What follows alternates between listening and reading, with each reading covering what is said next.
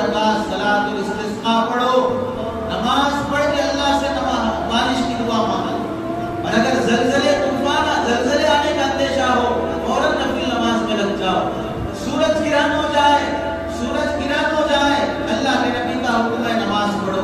چاند گرہن ہو جائے اللہ کے نبی کا حکم ہے نماز پڑھو۔ چاند نہیں نکلا نماز پڑھو، سورج نہیں نکلا نماز پڑھو، بارش نہیں برسی نماز پڑھو، طوفان آندھی چلنے لگی نماز پڑھو، قحط سالی آ گئی نماز پڑھو، حاجتیں تمہاری پوری نہیں ہو رہی ہے نماز پڑھو، بیماری تمہیں لگ گئی ہے نماز پڑھو، ہر کام میں تمہیں نماز کی تاکید دی جا رہی ہے۔ پتہ کیا چلا؟